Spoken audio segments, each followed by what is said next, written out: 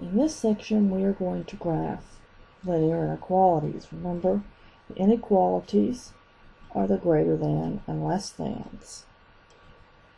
When we graph a line, we are graphing all of the coordinates x and y that make the equation true. Remember when we talked about solutions? So we're actually graphing a little dot for each number that makes, each pair of numbers that make the equation true. So we're going to have to do the same thing when we graph inequalities. It's just that there are going to be a lot more of them. So let's start with an example. Let's suppose I have y is greater than or equal to 2x plus 3. So I have a greater than or equal. So I'm going to have to graph the line first. The line is the border. So this is the border line between the points that make the equation, or the inequality, in this case, true or false. Between the points that are solutions,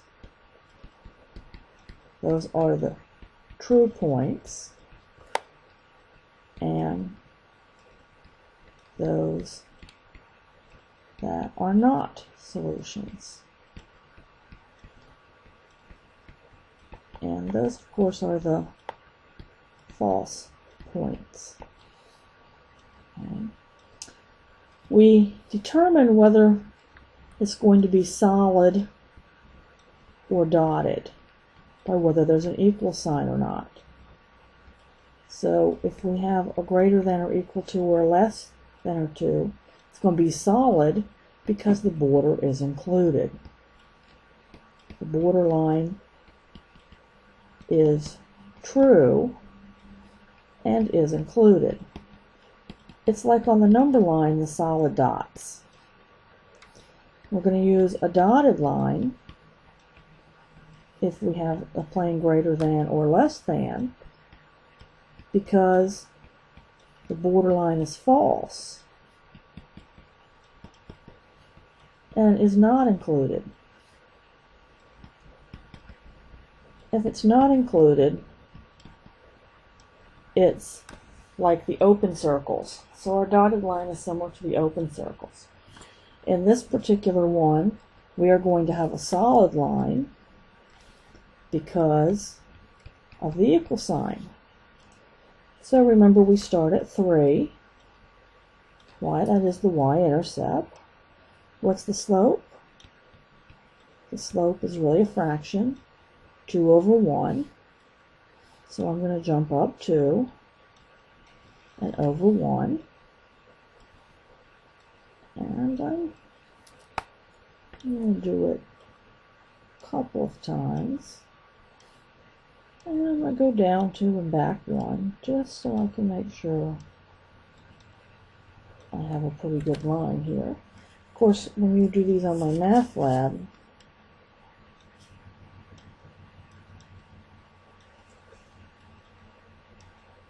it takes care of all that for you. So let's see if here I can draw a line through these. Kind of, anyhow. And I made a solid line because of the equal sign. Now I have to determine which side I'm going to shade. All these points over here or all these points over here. So what I need to do is figure out which ones are true and false. The true and false ones stick together. So either all these are true and are solutions, and these are the false ones, or the other way around. Now, it may be tempting to say, oh, greater than, it's always going to be the ones above the line. But that does not work. You're going to have to choose a test point. So you need to choose a test point, determine if it's true or false, and then all of the points on the same side with it are going to be the same. If it's possible, you'd like to choose 0, 0 because it's easy. But you can choose any point as long as the point is not lying on the border line. Cannot be on the border line. So I'm going to choose 0, 0. In other words, I'm saying my x is 0 and my y is 0. So I'm going to substitute or plug in the y value, which is 0 for y, and the x value, which is 0 for x, and determine if I get a statement that is true or false. 0 is greater than or equal to 3 is a false statement. That means my test point is false, and all of his buddies on this side are false with him. So where are the true ones? Over here. Well, I don't want to sit here and put a dot on every single point, so I shade it. And by shading it, I catch all of the true points. So I've gotten all the true points this way. Okay, let's try another one like this. Let's try 2x plus 3y is greater than negative 6. Okay, this one is in intercept form because I have the x and y on the same side. So when I graph the borderline between the solution points and the non-solution points, it is going to be a dotted line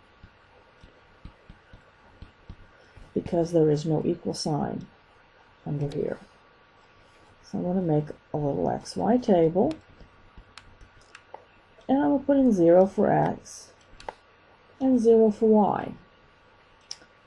Okay, so if I put in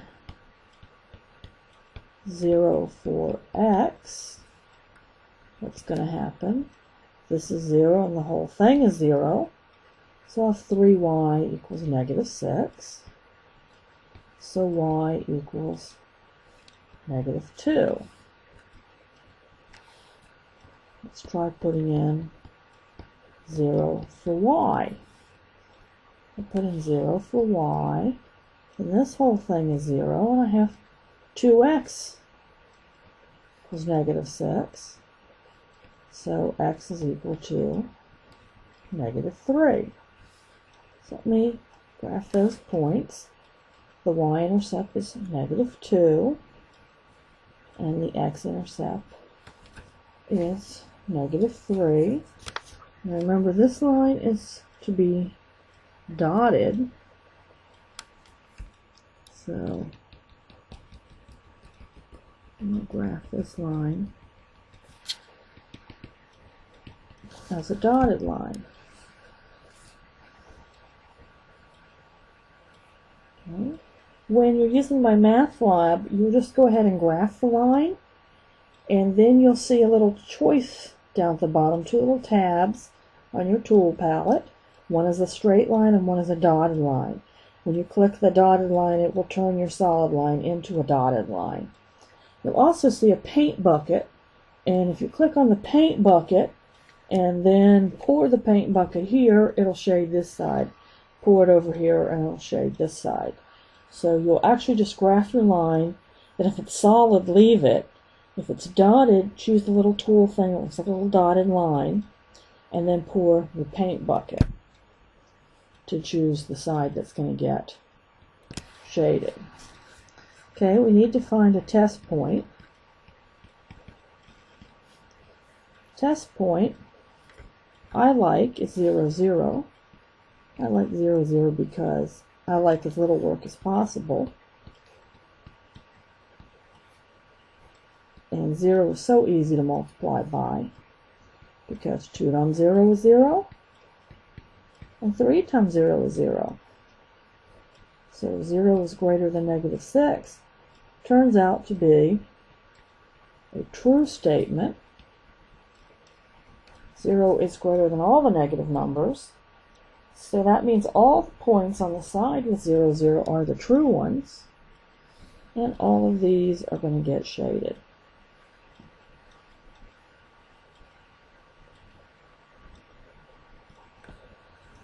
Okay.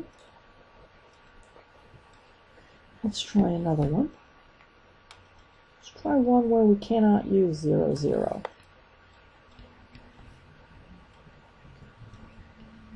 Two x plus 4y is less than 0.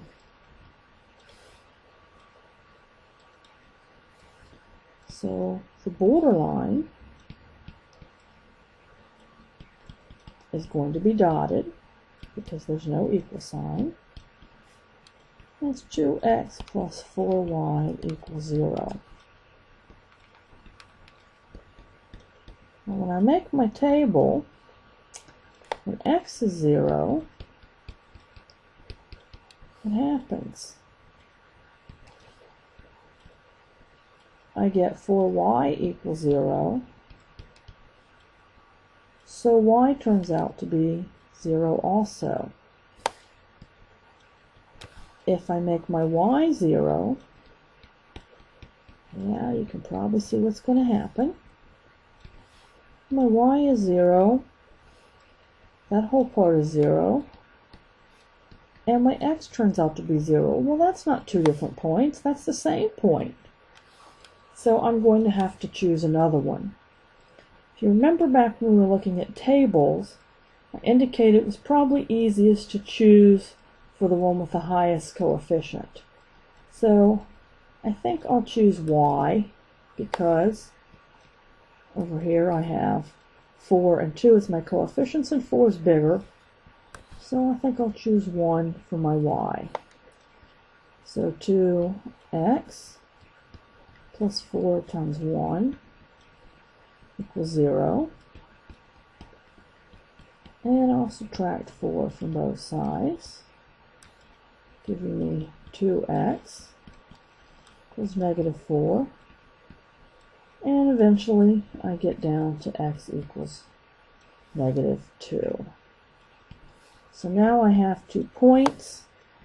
My 2 points are 0, 0. 0, 0 is definitely on the line, on the borderline, so I cannot use it as my test point. And negative 2, 1 is up here, so I cannot use that as my test point either.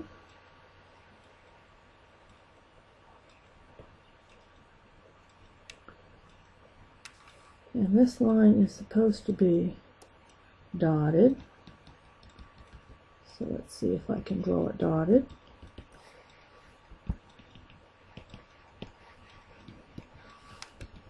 There's my dotted line. And now I need to choose a test point. As I said, it cannot be on the borderline. So how about this one up here? That's my test point, 1, 1. Okay, so that way my x and my y are both 1. That's also fairly easy to multiply by. So 2 times 1 plus 4 times 1 less than 0. 2 plus 4 less than 0. 6 less than 0. That's a false statement. 6 is not less than 0. So this one up here is false, and all of its buddies are also false. So where are the solution points? The solution points are down here on the other side of the border. So they are the true points. Okay, let's try one more. And that's like a vertical line or a horizontal line. Not like, but is. Let's try x greater than or equal to negative 3. First of all, I have to recall how to draw the borderline. It's going to be solid. x equals -3. Recall we make a table. It's telling me that x is always -3. Y, recall, is whatever we want. So if x is -3 and y is 0, or x is -3 and y is 2, or x is -3 and y is -6, whatever we want, y can be, but x is always -3. It's a solid line, so I'm drawing a solid line down there. Now I need a test point. Can I use 0, 0? Sure, because it's not on the border. So x is 0 and y is 0. So let's look at this equation. I need to replace x with 0. Notice y doesn't get used at all, but that's all right. 0 is greater than or equal to -3 is a true statement. So our test point here is true, and all his buddies on this side with him are on the true side of the border, so they're all true as well. And I could do a horizontal line in a very similar fashion. This is the last section of homework 4. So hopefully you can do all of the homework 4 problems at this point.